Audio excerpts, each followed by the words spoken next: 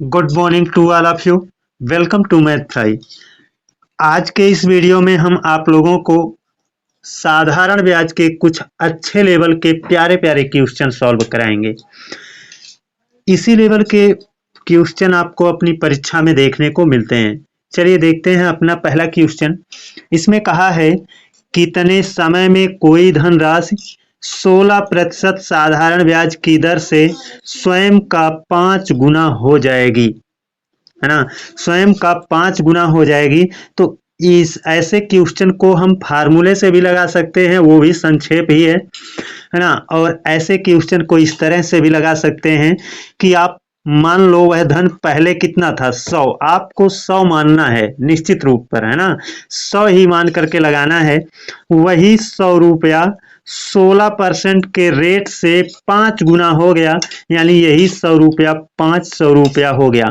किस रेट से? 16% के रेट से। 16% के रेट से 500 रुपया हो गया। तो देखिए 100 रुपया था 500 रुपया हो गया, तो वृद्धि कितना हुआ? तो आप कहोगे 400 की बढ़ोतरी हुई है ना। अब इसी को आप सॉल्व कर लो, 16 से इसको डिवाइड करोगे, क्या हो जाएगा? 16 दूना 32 हो जाएगा। 16 दूना 32 बचेगा कितना? 8 हो जाएगा 80। 16 पच्चे 80। आपका उत्तर क्या आया? 25%। सॉरी, वर्ष आएगा, है ना। रेट से भाग देंगे तो क्या आएगा? वर्ष आएगा। और वर्ष से भाग देते तो रेट आता, लेकिन यहां पर आपको 100 मानकर चलना है। तो यहां पर कितना आया? 25 वर्ष आया, है ना। तो इसको देखिए फार्मूला से भी लगा सकते हैं। यहां पर वर्ष पूछा है, यानी टी बराबर होता क्या है? टी बराबर होता है टी बराबर होता है यसाई गुणे 100। यसाई गुणे 100। और टी यहां पर है तो पी आर यहां पर रहेगा, है ना। यसाई कितना है? तो आप कहोगे ये 400 यसाई था, है ना। गुणे कितना हो जाएगा? 100 बटे पी का मान कितना था, यानी मूलधन कितना था? तो आप कहोगे 100 है। और आर का मान कहोगे तो यहाँ पर 16 है ना। आप 100 को कैंसिल कर दोगे, इसीलिए मैंने कहा कि 100 मानोगे तो यहाँ आपका ये दोनों कैंसिल हो जाएगा, है ना। यहाँ 100 मान लोगे तो ये वाला 100 ये वाला 100 आपका कैंसिल हो जाएगा, है ना। क्योंकि सूत्र में यहाँ पर 100 तो मिलेगा, और यहाँ 100 आप मान लोगे तो ये नीचे 100 आएगा और ये कैंसिल हो जाएगा। तो सीधा आप 400 बटे कितना रखोगे? 16। देखो 400 बटे 16 हो गया। 400 बटे 16 को कैलकुलेट किया था, 25 वर्ष आया था, तो यहाँ पर भी कितना आएगा? 25 वर्ष ही आएगा, है ना। तो चलते हैं अब अपने अगले क्वेश्चन पर। ये देखिए अपना दूसरा क्वेश्चन है, बहुत अच्छा क्वेश्चन है, जरा गौर से देखना। 1600 रुपए की धनराशि कितने समय में 12.5% वार्षिक साधारण ब्याज की दर से 12,000 रुपए हो जाएगी। यहाँ पर 1600 रुपए की राशि है, तो ये हो गया 1600 रुपए की राशि, है ना। और कितने टाइम में? 12.5%, तो यहाँ पर 12.5, है ना, प्रतिशत कहा है, तो इसको नीचे रखो, है ना। और ये कितना हो जाएगी? 12,000 रुपए हो जाएगी। तो दोस्तों मैंने अभी इसके पहले बोला था कि यहाँ पर आपको 100 मानना है। क्या मानना है? 100। लेकिन हमको यहाँ पर मानने की जरूरत नहीं पड़ी, यहाँ पर ऑलरेडी दिया था कितना? 1600। तो यहाँ पर 1600 से 12.5% की दर से 12,000 रुपए हो गई। तो मुझे किसी न किसी तरह से इसे 100 बनाना पड़ेगा। तो 100 बनाने के लिए आपको पता है यहाँ पर 16 से भाग देना पड़ेगा। तो जाहिर सी बात है, जब इधर 16 से भाग हुआ तो इधर भी 16 से भाग हो जाएगा ना। अब इसको आप डिवाइड कर दोगे तो ये कितना हो जाएगा? 100 रुपया। और 16 से इसको, तो 16 से इसको हम क्रॉस करेंगे तो कितना हो जाएगा? 16 सत्ते 112, है ना। 16 सत्ते 112। 20 से 12 कटा, बचा 8, 80। और 16 पच्चे 80, और ये जीरो तो बचा ही है। यानी 100 रुपया कितना हो जाता है? 750 हो जाता है। किस रेट से? 12.5% के रेट से। तो बढ़ा कितना? 100 हुआ कितना? 750। तो बढ़ा कितना है? तो वही 100 घटा दो, क्योंकि 100 हमारा था ही। तो कहोगे आपकी 650 रुपए की वृद्धि हुई है। अब 650 में आप 12.5 से भाग लगा दो, देखिए 12.5 में यहाँ पर दशमलव है एक अंक पर, तो एक जीरो यहाँ पर बढ़ा दीजिए, दशमलव हट गया। समझिए दशमलव हट गया। अब 25 से इसको डिवाइड करते हैं, 25 है ना, 25 चौका 125, पंजे 125, और 25 से इसे डिवाइड करेंगे, 25 दूना 50 हो जाएगा, है ना। बचेगा कितना, 15, 15 के पीछे जीरो हो जाएगा तो 100, 25 छक्का 150 हो जाएगा, और ये शून्य तो बच ही जाएगा। 5 से डिवाइड कर दो, 5 पचे 25, 26 से 25 कट गया, बचा एक, और एक के पीछे ये जीरो लगेगा, 10 यानी 5 दूना 10, 52 वर्ष इसका क्या होगा, करेक्ट आंसर हो जाएगा। ये 52 वर्ष इसका क्या है, करेक्ट आंसर है। अब दोस्तों अगर इसको हम फार्मूला से लगाएं, तो हमको यहाँ टाइम ज्ञात करना है। तो टाइम बराबर क्या होगा, SI गुणे 100। किसको मैं लूँ, इसे 1600 से 12,000 किया, तो 12,000 से ये 1600 निकाल देंगे तो वही तो ब्याज होगा। तो मैंने निकाल दिया, तो 1000 निकाला, 11,000 बचा, और 600 निकाल दिया तो 400 बचा, यानी 1400। 1400 हमारा क्या होगा, ब्याज होगा, है ना। ब्याज गुणे 100 बटे में क्या होगा, बटे में तुम्हारा टी यहाँ पर है तो पी आर रहेगा। पी की वैल्यू कितना, 1600 होगी, और आर की वैल्यू कितना होगी, तो आर की वैल्यू 12.5% होगी, है ना। अब यहाँ सॉल्व करेंगे, देखिए ये दोनों शून्य आपका कैंसिल हो जाएगा, है ना। 16 से इसको डिवाइड करेंगे, 16 छक्का 96, तो बच कितना जाएगा, 8 बचेगा, और 16 पच्चे 80, ये हो जाएगा। अब देखिए 650 बटे 12.5 आया ना, तो वही 650 बटे 12.5 नीचे आया था।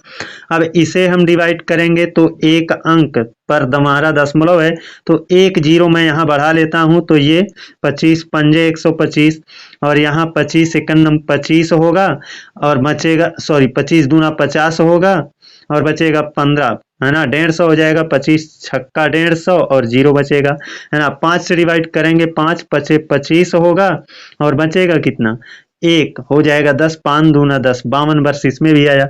तो इतना कैलकुलेटिव हो जाता है, तो इतना कैलकुलेटिव मत बनाइए, जो बता रहा हूँ उसको आराम से लगाइए, उसी प्रोसेस को सीखिए, और उससे लगाएंगे तो आपका कैलकुलेशन शार्ट होगा, है ना। कोई दिक्कत कोई परेशानी नहीं होगी। चलते हैं अब अपने अगले क्वेश्चन पर। ये देखिए हमारा अगला क्वेश्चन है ना, थोड़ा सा टाइप भी चेंज है। इसमें देखे ना, कह रहा है कोई धनराशि 12 वर्ष में 7 गुना हो जाती है, इसी धनराशि को 42 वर्ष में कितना गुना होना पड़ेगा। तो दो स्टेप दिया है। कोई धनराशि है 12 वर्ष में 7 गुना हो जाती है, मान लिया वह धन 1 रुपया था, है ना, 1 रुपया था, और 12 वर्ष में यहाँ पर 12 वर्ष रख लेते हैं, 12 ईयर में कितना हो गया, 7 गुना हो गया, यानी 7 रुपया बन गया। आप चाहो तो 100 भी मान सकते हो, इसको 100 मानोगे तो ये 700 हो जाएगा, है ना। लेकिन 1 और 7 मान रहे हैं तो इसमें थोड़ी सी आसानी होगी। कह रहा है इसी धनराशि को 42 वर्ष में कितना गुना होना पड़ेगा, यही धनराशि, यही 1 रुपया, है ना, यही 1 रुपया 42 वर्ष में कितना हो जाएगा। तो देखो यहाँ पर 12 वर्ष में कितना हो गया था, 7, तो यहाँ कह रहा है 42 वर्ष में कितना हो जाएगा, यहाँ क्वेश्चन मार्क लगाया है ना। तो देखना दोस्तों, इसको गौर से देखना। तो 1 रुपया से यहाँ 7 रुपया हुआ है, इसका मतलब बढ़ा कितना है, 6 रुपया, है ना। तो 12 वर्ष में 6 रुपया ब्याज बढ़ा है, 12 वर्ष में 6 रुपया ब्याज बढ़ा है। तो इसका मतलब है 12 यहाँ है तो इसका आधा यहाँ पर है, 12 का आधा यहाँ है। तो जब यहाँ 42 वर्ष है तो 42 वर्ष का आधा इधर रहेगा, 42 का आधा 21 रुपया ब्याज मिलेगा। जब 21 रुपया ब्याज मिलेगा तो मूलधन में जोड़ देंगे तो ये कितना रुपया हो जाएगा, 21, ये और ये एक 22, यानी 22 गुना हो जाएगा। यहाँ पर कितना आएगा, 22। देखो यहाँ पर कितना हो जाएगा, 22 हो जाएगा। देखिए यहाँ वाला और ये वाला जोड़ लिया तो 7 हुआ ना, वैसे ही 21 रुपया ब्याज मिलेगा, यहाँ वाला जोड़ देंगे तो यहाँ कितना हो जाएगा, 22 रुपया। तो आपका करेक्ट आंसर क्या है, 21 गुना, और आपका 21 गुना ऑप्शन डी में देखने को मिल रहा है। चलते हैं अब अपने अगले क्वेश्चन पर। ये देखिए अपना अगला क्वेश्चन है। इसमें कहा है कोई धनराशि 100 वर्ष में 36 गुना हो जाता है, इसी धनराशि का 29 गुना होने के लिए कितना समय लगेगा। यानी कोई धन है 100 वर्ष में 36 हो गया, मान लिया वह धन 1 था और 100 वर्ष का टाइम लगा, कितना 100 वर्ष का टाइम लगा और कितना हो गया 36 गुना हो गया। तो 1 रुपया 36 बन गया, इसका मतलब 35 की वृद्धि हुई है। यानी 100 वर्ष में कितना 35 हुआ है, 100 वर्ष में कितना 35 हुआ है। फिर कहा है इसी धनराशि को 29 गुना, यहाँ पर को होना चाहिए, को 29 गुना होने के लिए कितना समय लगेगा। यही धनराशि, यही 1 रुपया ही है ना, 29 गुना होने के लिए 29 गुना होने के लिए कितना समय लगेगा, यहाँ पर आपको समय पूछ रहा है। लेकिन आपको मालूम है 1 रुपया जब 29 बनेगा तो कै रुपया बढ़ा 28, कितना बढ़ा 28। तो यहाँ वाली वैल्यू आपको फाइंड आउट करना है, यहाँ कोई वर्ष है। तो इसको आप बड़े ही आसानी से सॉल्व कर सकते हो। कैसे, देखो ये 28 7 का गुणज है ना, तो ये भी इसमें भी 7 का गुणज मिल जाएगा, है ना, 7 पंजे 35।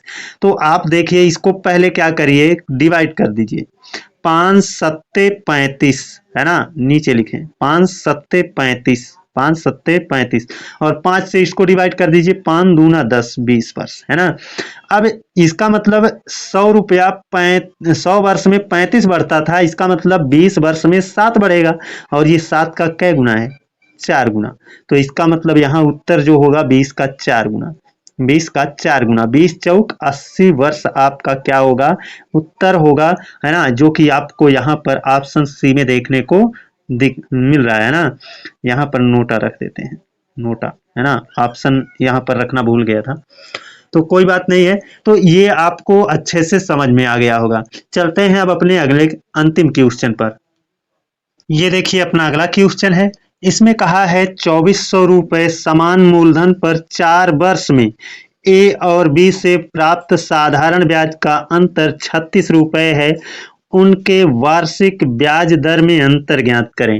दोस्तों दो दरों पर यानी 2400 रुपए दो लोगों को दिया गया है और दोनों लोगों को 4-4 साल के लिए दिया गया है, लेकिन दोनों लोगों से जो ब्याज प्राप्त हो रहा है, ब्याजों में अंतर कितना है 36। तो 4 साल में दोनों में अंतर 36 आया ना, तो 4 से भाग लगा दो, तो 4 से जब भाग लगाओगे 4 नवा 36, यानी 1 साल में अंतर कितना होगा 9 रुपए का, है ना। 4 वर्ष में 36 का था, 4 से भाग लगा दिया तो 1 साल में कितने का अंतर आ रहा है 9 का, है ना। अब देखिए यही 9 है और 9 के बटे में कर दीजिए मूलधन। मूलधन किस पर ब्याज मिल रहा था, इसी 2400 रुपया पर मिल रहा था ना, तो 2400 से भाग कर दीजिए और यहाँ पर आप क्या ज्ञात करने जा रहे हो, वार्षिक ब्याज दरों में अंतर तो दिया है ना। तो यहाँ पर आपका वार्षिक ब्याज, जब भी ब्याज होता है वो प्रतिशत में होता है, इसीलिए 100 से हमको गुणा करना पड़ेगा। आपको ज्यादा सोचने की जरूरत नहीं है, आप रेट का फार्मूला लगा सकते हो, है ना। आपका रेट का फार्मूला हो जाएगा यसाई गुणे 100, यसाई गुणे 100 बटे में क्या होगा, आर यहाँ है तो पीटी रहता है, तो वही तो मैंने किया है।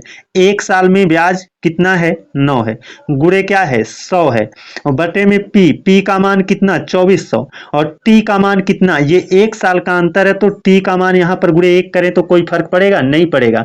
तो वही चीज मैंने किया है, फार्मूला ही लगाया है लेकिन अपने हिसाब से, है ना। तो यहाँ पर 2 शून्य ऐसे कैंसिल हो जाएगा, 2 शून्य ऐसे कैंसिल हो जाएगा और 9 में हम 24 से भाग देंगे, देखिए 3 3 9 और 3 अट्ठे 24, 3 में 8 से भाग लगाएंगे, है ना। तो देखो भाग तो लगेगा नहीं, दशमलव लगाएंगे तो यहाँ 0 और 3 अट्ठे 24 हो जाएगा, कितना हो जाएगा 3 अट्ठे 8 तिया 24, 8 तिया 24, 8 से भाग लगाना है, 8 तिया 24 बचेगा 6 हो जाएगा 60, है ना। और कितना 8 छक 48 हो जाएगा, 8 सत्ते 56, 7 और जाएगा 8 सत्ते 56, फिर 4 बचेगा, है ना, और 40 हो जाएगा तो 8 पंजे 40, यानी 0.375 यही क्या होगा आपका करेक्ट आंसर होगा, ऑप्शन सी में देखने को मिल रहा है। दोस्तों आज के हमारे इन सेलेक्टेड क्वेश्चन का सॉल्यूशन कैसा रहा आप कमेंट करके जरूर बताना। तो आज के लिए बस इतना ही। अगले दिन आप लोगों से एक और बेहतरीन वीडियो में मिलते हैं। तब तक के लिए धन्यवाद।